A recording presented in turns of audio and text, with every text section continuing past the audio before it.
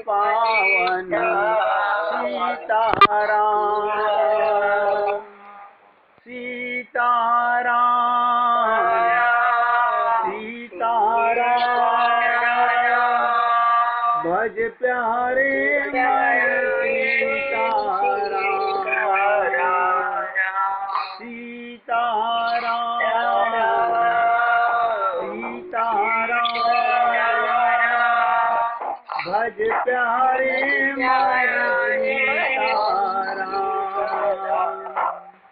रघुपति राघव राजा पतित पावन सीताराम सीताराम सीताराम भज प्यारे मन सीताराम सीताराम सीताराम भज प्यारे मन सीताराम बोलिए सियापति रामचंद्र भगवान की राघवेंद्र सरकार की जय जय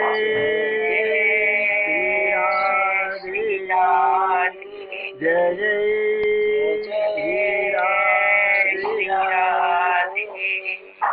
सभी भक्तों से निवेदन, सुंदर कांड पर चर्चा चल रही है। आप सब लोग एकाग्रचित होकर सुनेंगे तो बहुत लाभ होगा। किसी ने प्रश्न किया, इतना सत्संग रोज सुनते हैं फिर लाभ क्यों नहीं हो रहा?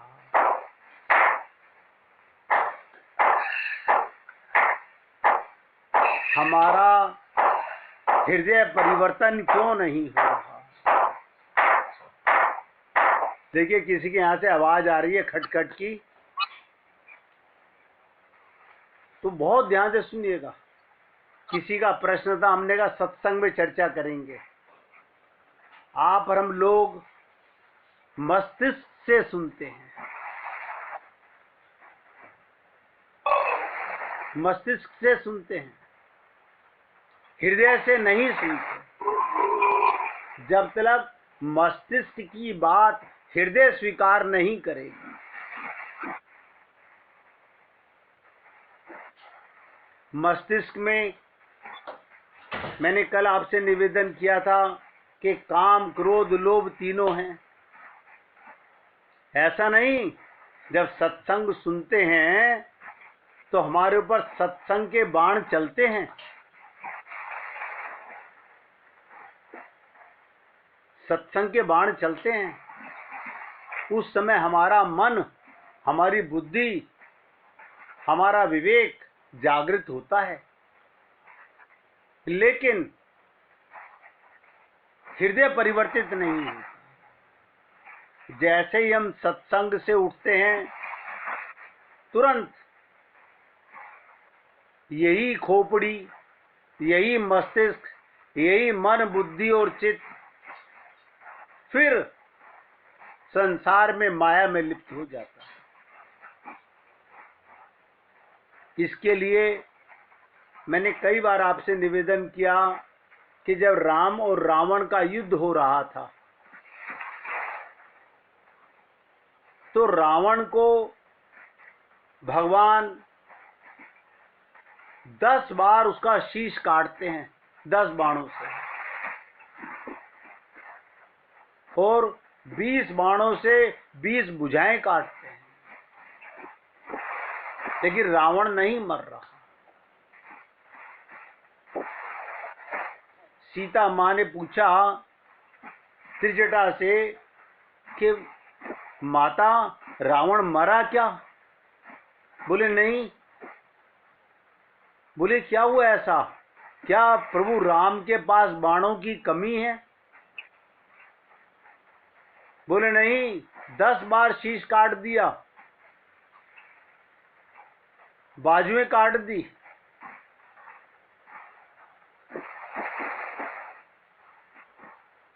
तो देखिए, त्रिजटा लंका में बहुत बड़ी संत है।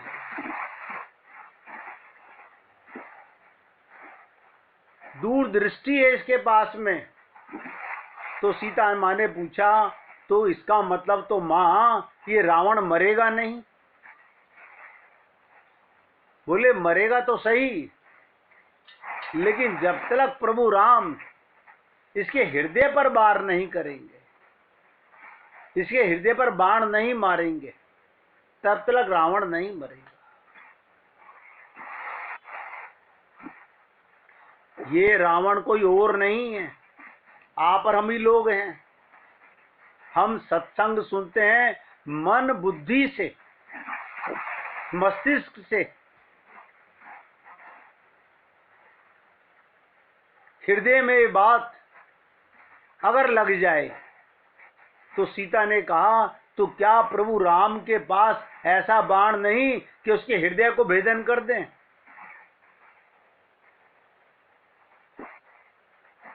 तो क्या कहा त्रिजटा ने? आप लोगों को पहले भी मैंने निवेदन किया था कि त्रिजटा ने कहा कि बेटा, तेरे कारण रावण नहीं मर रहा। सीता को बड़ा आज ताज्जुब हुआ, मेरे कारण नहीं मर रहा? मैं कहां से आ गई? बोले तेरे ही कारण नहीं मर रहा। तो क्या देखिएगा, त्रिजटा ने कहा, रावण तेरे ध्यान में है। रावण ने अपने हृदय में तुझे धारण किया हुआ है। वो सोच रहा आज राम को मार के सदा के लिए तुझे पालूंगा। उसका ध्यान तेरे ऊपर है। तो सीता जी ने कहा, तो प्रभु राम को मिटा देना चाहिए। अगर मेरी भी मृत्यु होती है तो मिटा देना चाहिए। बोले नहीं, तुझे पता नहीं पुत्री, रावण तेरे ध्यान में है, तू राम के ध्यान में है। अरे सिया राम में सब जग जानी, राम में सारा संसार है। अगर प्रभु राम एक बार हृदय पर चोट कर दें, तो भगवान राम सोचते हैं कहीं सारा विश्व समाप्त ना हो जाए, क्योंकि रावण के हृदय में तुम हो और तुम्हारे हृदय में राम है, और राम के हृदय में सारा संसार है।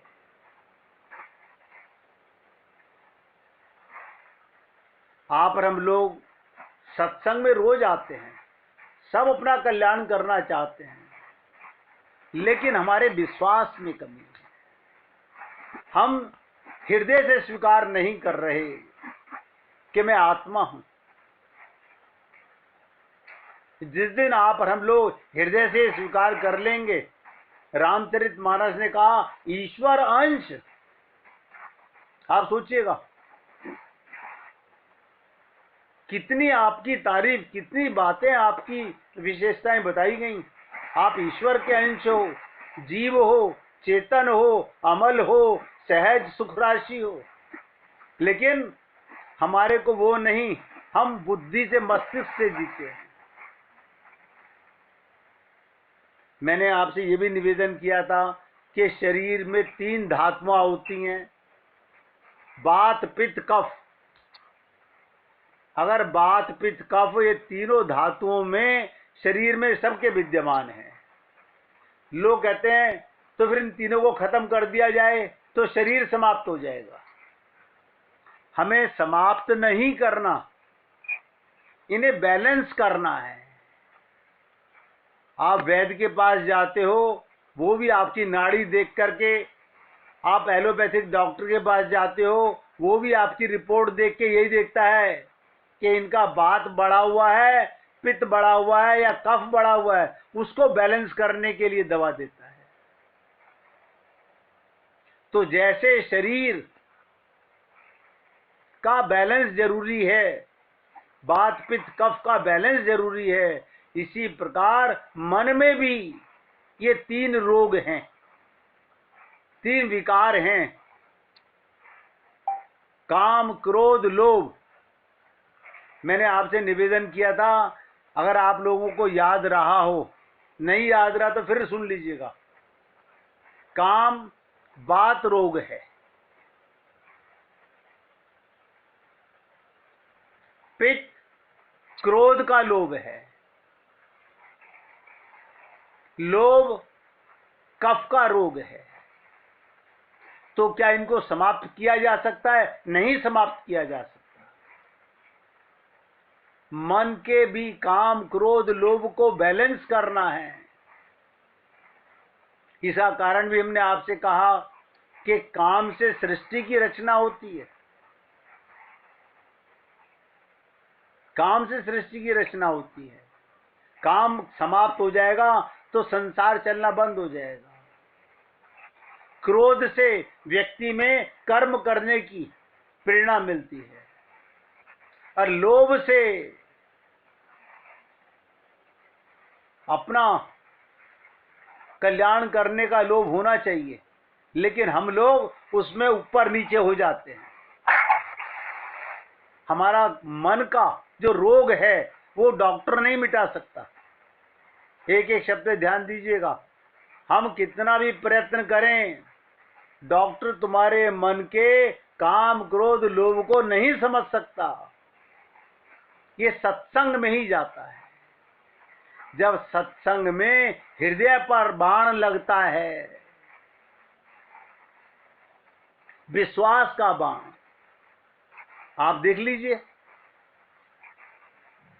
आप हम सब अपने हृदय में झांक कर देख लें, आज हमको प्रभु राम पर ज्यादा विश्वास है या अपने परिवार पर ज्यादा विश्वास है? यही अंतर है।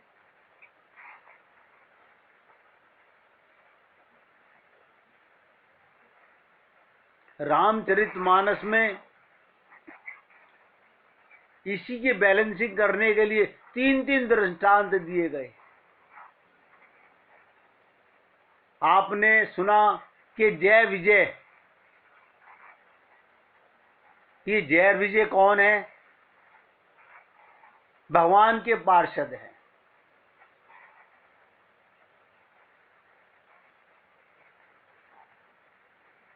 गेट कीपर हैं, लेकिन इनके माध्यम से भगवान ने बताया कि इनका फर्ज क्या बनता है। जब इनको चारों भाइयों ने श्राप दिया तो क्या श्राप दिया कि 3 जन्म में तुम राक्षस बनो। जब भगवान विष्णु की डोरी पर इनको श्राप दिया जा रहा था, भगवान तुरंत प्रकट हुए, बोले तुमने बहुत अच्छा किया, इनको श्राप दिया, लेकिन तीनों जन्मों में इनका कल्याण करने के लिए मैं भी अवतार लूंगा। एक बार दैत्य बनकर आए, एक बार राक्षस बनकर आए, एक बार मनुष्य बनकर के आए। अब आप सोचिएगा, दैत्य का कल्याण करने के लिए भी भगवान ने 2 अवतार लिए, वराह अवतार लिया, नरसिंह अवतार लिया, और राक्षसों का उद्धार करने के लिए भगवान ने रामावतार लिया। द्वापर में भी ये आए, शिशुपाल और दंत वक्र बन करके, उसके लिए भी भगवान श्री कृष्ण ने अवतार लिया। तो किसी ने पूछा, इसका मतलब कलयुग के अंदर कोई रावण कुंभकर्ण नहीं आया? तो तुलसीदास जी ने बहुत बड़ी विनोद की बात कही कि कलयुग के अंदर घर घर में रावण बैठे हुए हैं। हमारी सबकी मनोवृत्ति जो है वो रावण है। बताइए, हमको इतना ज्ञान होने के बाद कि हम ईश्वर के अंश हैं, हम जीव हैं, लेकिन फिर भी मरने की बातें करते हैं, शरीर की चिंता करते हैं। तो ये द्वारपाल आपने देखा अपनी बुद्धि के कारण, अहंकार के कारण द्वारपाल का कार्य क्या होता है वो नहीं समझ सके। आप लोगों, मुझे नहीं पता कि गणेश जी के जन्म की लीला आप लोग जानते होंगे। गणेश जी के जन्म की लीला आप लोगों ने सुनी होगी। पता है किसी को कि गणेश जी का जन्म कैसे होता है?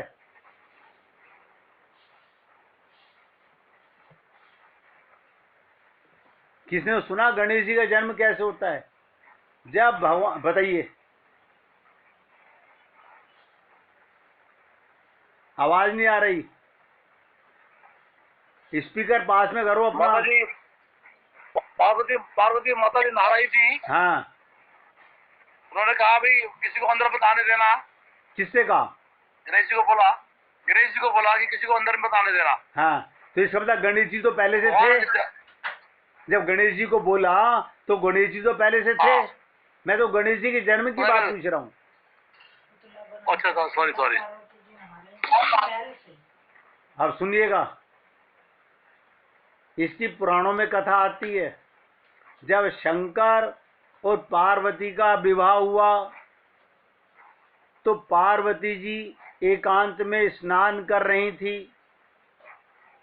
जब उन्होंने अपने वस्त्र उतार के स्नान करने लगी तो उनके ही शरीर से एक तेज पुंज निकला जिसको रूप गणेश का दिया गया। ये पार्वती की रचना है, इसमें शंकर भगवान का कोई योग नहीं है।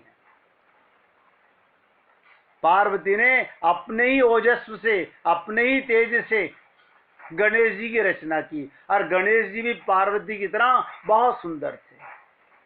गणेश जी पैदा होते ही आपने सुना होगा सुखदेव परमहंस तो 12 वर्ष मां के गर्भ में रहे। यहां तो गर्भ में आए ही नहीं गणेश जी। तो गणेश जी ने तुरंत माता को, जब उसमें प्राण दिए गए तो गणेश जी तुरंत माता के चरणों में, माता हुक्म कीजिए क्या करना है। तब माता ने कहा आप द्वारपाल बन के बाहर खड़े रहिए, जब तक मैं ना कहूं किसी को अंदर मत आने दीजिए। उसी समय भगवान शंकर का आगमन हुआ। भगवान शंकर का आगमन हुआ। अब अपने घर में कोई जाएगा तो क्या द्वारपाल से पूछेगा? शंकर भगवान अपने घर में जाने लगे। गणेश जी ने रोक दिया, आप अंदर नहीं जा सकते बिना आज्ञा के। तो शंकर भगवान ने पूछा किसकी आज्ञा? बोले मेरी माता पार्वती की आज्ञा। बोले अच्छा, तुम्हारी माता पार्वती है तो तुम्हें ये पता है कि तुम्हारे पिता कौन है? बोले नहीं, मैं तो केवल अपनी मां की संतान हूं, मैं नहीं जानता कोई मेरा पिता है। तो उन्होंने कहा मुझे अंदर जाने दीजिए, लेकिन गणेश जी को मां का हुक्म था, नहीं जाने दिया। शंकर भगवान गर्दन काटने में बड़े फेमस हैं। सर काटने में अपने पुत्र का गर्दन काट दिया। इतना ही नहीं, कभी आप लोगों ने सुना हो जिस ब्रह्मा के ब्रह्मांड में हम रहते हैं, इस ब्रह्मा के कितने सिर थे पहले? कभी सुना है आपने? ब्रह्मा के 5 सिर थे। ब्रह्मा ने अपनी ही पुत्री पर मोहित हो गए। ब्रह्मा बुद्धि का देवता है, जब उसके सौंदर्य को देखा तो ब्रह्मा अपनी पुत्री पर ही मोहित हो गए। तो शंकर भगवान ने ब्रह्मा का एक सिर काट दिया। आप कहेंगे कमाल है। और सुनिएगा, अपने ससुर दक्ष प्रजापति, उनका भी सिर कटवा दिया। रावण ने 10 बार सिर चढ़ाया, क्योंकि शंकर भगवान विश्वास के देवता है। आप और हम लोग मस्तिष्क से जीना चाहते हैं। भगवत प्राप्ति ये हृदय का विषय है। सत्संग सुनना तो चाहिए मस्तिष्क से, लेकिन हृदय को पात्र बना करके। और विचित्र बात सुनिएगा, जिस प्रकार से आकाश से बरसात होती है, आप किसी पात्र में उसे ले लीजिए, उस जैसा शुद्ध जल कोई नहीं होगा।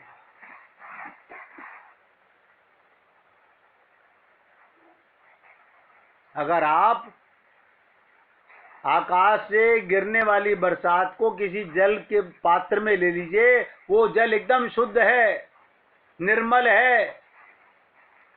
लेकिन जैसे ही धरती पर गिरता है, उसमें मलिनता आ जाती है। बिल्कुल इसी प्रकार से आप और हम लोग ईश्वर अंश हैं, अमल हैं, ध्यान से सुनिएगा। लेकिन जैसे ही माया के पात्र में हमारा संबंध होता है, बस हम विकारों से भर जाते हैं। तो जैसे जल को शुद्ध करने के लिए हम साधना करते हैं, जल के अंदर मिट्टी को, पृथ्वी को नीचे बैठने देते हैं, ऐसे ही अगर हम लोग अपने शरीर, मन, मस्तिष्क की विकारों को बैलेंस करके चलेंगे, तो आपको अपने जीवत्व का, आत्मा का ज्ञान होगा।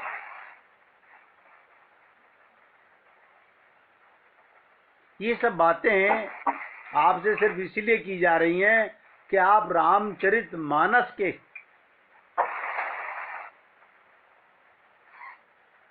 राम कब हमारे साथ नहीं थे,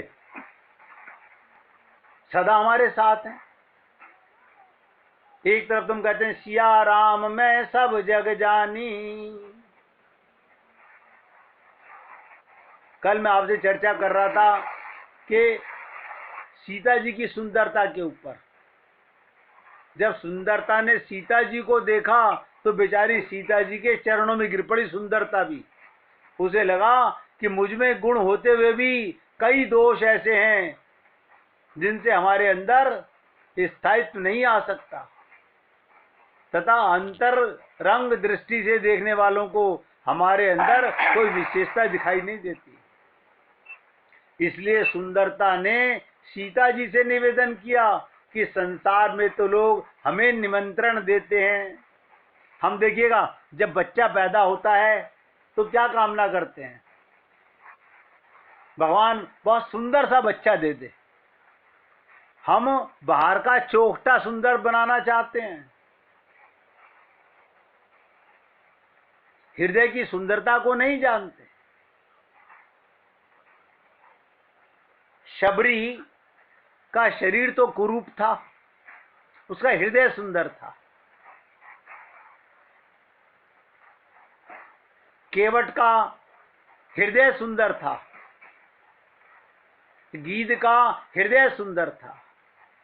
और हम लोग लड़की के लिए लड़का देखने जा रहे हैं, क्या देखोगे, माया कितनी कमाता है और चोखटा कैसा है, बस। अंदर कितनी मलिनता है।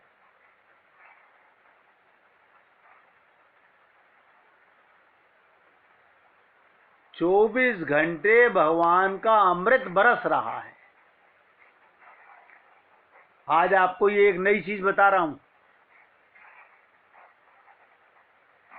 अनहद बाजत बांसुरी, कृष्ण की बांसुरी क्या द्वापर में बजी थी ना, अनहद 24 घंटे बज रही है। अमृत 24 घंटे गिर रहा है। तो कारण क्या है, हमारा पात्र शुद्ध नहीं है। हमारे मन में, ध्यान देने का, हमारे हृदय में क्या लालसा है, मेरे को धन मिले, मेरे को पद मिले, मेरे को झूठा सम्मान मिले, ये सब क्या है? ये राक्षस प्रवृत्ति है, यही सुरा है, यही शराब है। जो व्यक्ति माया में लिप्त है, धन में लिप्त है, मान सम्मान में लिप्त है। आप और हम लोग ये लीला तो सुन लेते हैं कि जब समुद्र मंथन हुआ तो उसमें से अमृत घड़ा निकला,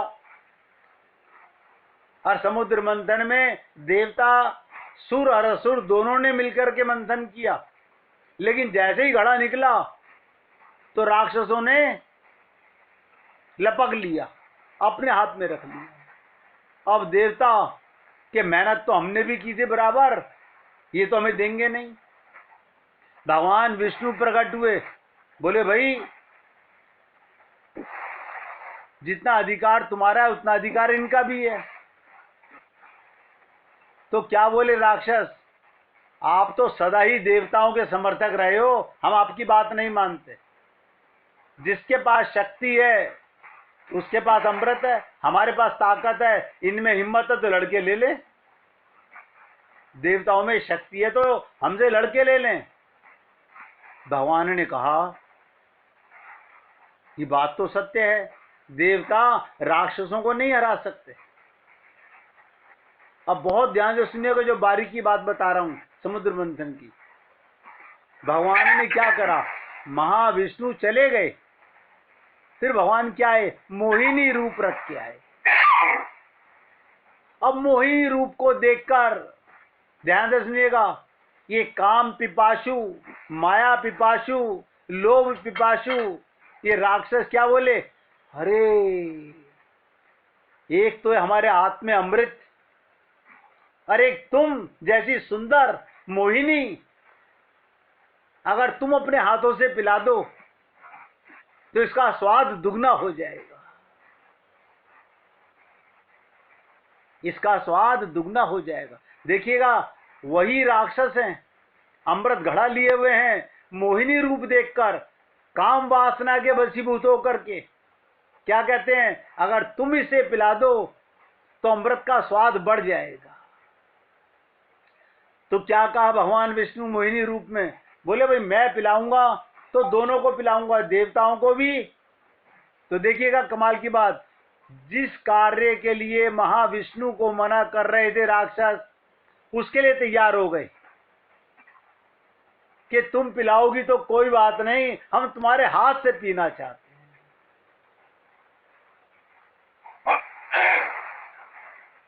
भगवान ने अपना विचित्र मोहिनी रूप रख के क्या लीला की, उस पात्र में दो पार्ट कर दिए, एक में सुरा और एक में अमृत, एक में शराब और एक में अमृत था। देखिएगा भगवान ने कहा भाई दोनों लाइन में लग जाओ।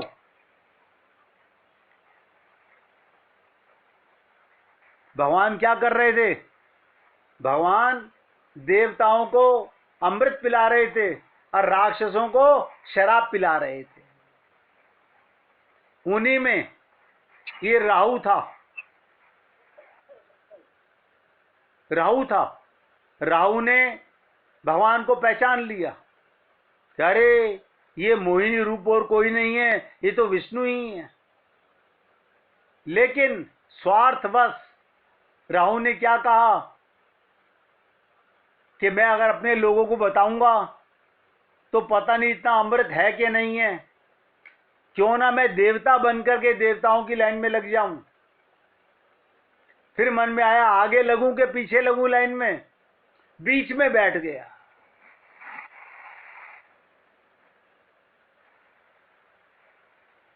भगवान ने बड़ी विचित्रता की, देवताओं को अमृत पिला रहे थे, राहु को भी अमृत पिला दिया, राहु को भी अमृत पिला दिया। और जब राहु ने अमृत पी लिया तो सूर्य और चंद्रमा ने क्या कहा, प्रभु ये तो राक्षस है, राहु है। भगवान ने जब उसकी गर्दन काटी तो वो दो हिस्सों में बट गया, लेकिन दोनों जीवित है। आप और हम लोग भी अंदर से नहीं जानते, हम अपना बाहरी आवेश तो बनाते हैं भक्तों का, पूजा करने का, पाठ करने का, जप तप करने का। भगवान का अमृत बराबर बरस रहा है, भगवान ने कभी बंद नहीं किया, लेकिन हमारा पात्र गंदा है, मलिन है। हम अभी भी अपने आप को, देखिए, सत्संग सुनने के बाद भी शरीर मानते हैं, पुरुष मानते हैं, ब्राह्मण मानते हैं, क्षत्रिय मानते हैं। ये हमारा परिचय है। रामचरितमानस कह रही है, ईश्वर अंश जीव अविनाशी।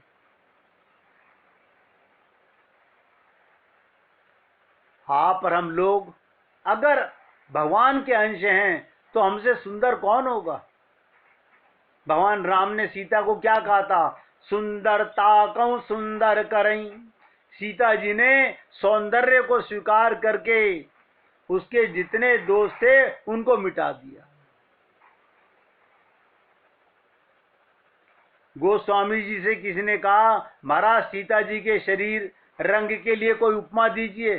तो तुलसीदास जी ने कहा, भाई कोई उपमा सूझ नहीं रही। तो जिज्ञासु ने सुझाव दिया, साहित्य में सुंदरता के लिए बहुधा चंपा की उपमा दी जाती है। आप भी लिख दीजिए कि सीता जी का रंग चंपा के समान है।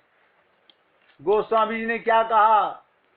हाँ, एक दिन जब सखी ने सीता जी के गले में चंपा की माला डाल दी तो सचमुच चंपा का रंग सीता जी के रंग से मिलकर इतना एक जैसा हो गया। सीता जी नहीं बदली, चंपा का रंग बदल गया। इसलिए ये पहचान असंभव है। चंपा तो सूख जाने वाली है, थोड़ी देर बाद मलिन होके गिर जाएगी, कुमला जाएगी। तो गोस्वामी जी कहते हैं, चंपक हरवा अंग मिली अधिक सोहाए। इसलिए सीता जी को चंपक वर्ण कहना ठीक नहीं है। श्रोता ने फिर गोस्वामी जी से कहा, अच्छा महाराज यही कह दीजिए कि सीता जी का रंग सोने जैसा है, क्योंकि सोना तो नहीं कुमलाएगा। गोस्वामी जी ने कहा, भाई सोने के साथ भी एक समस्या है।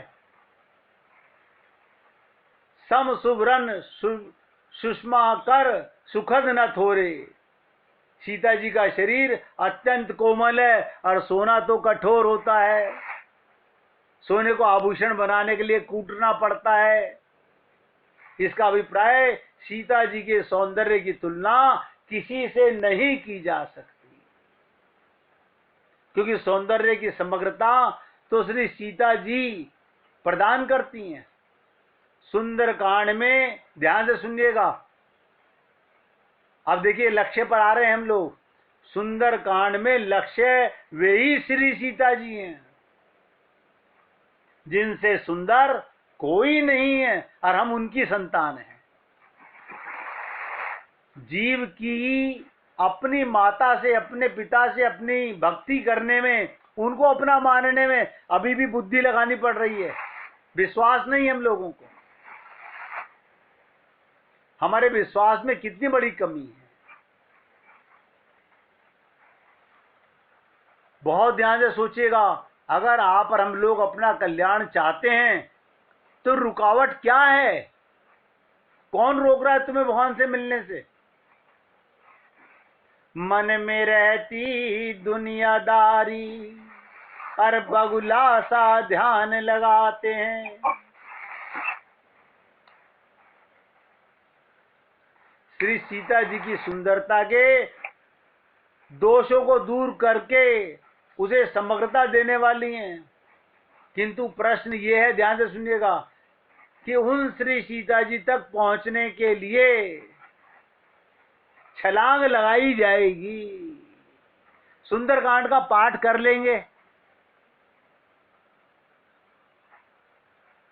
ये छलांग किसकी है? मैंने कहा था देहाभिमान त्यागना है, बस मन की छलांग है। आपके मन ने ये विश्वास कर लिया कि मैं देह नहीं आत्मा हूं, लेकिन हम लोगों को आत्मा होते हुए अपने शरीर का कितना जबरदस्त भान है। तो मैं कहता हूं कि सीता जी तक पहुंचने के लिए छलांग लगाई जाएगी, उसका श्री गणेश कहां से होगा? पहले आप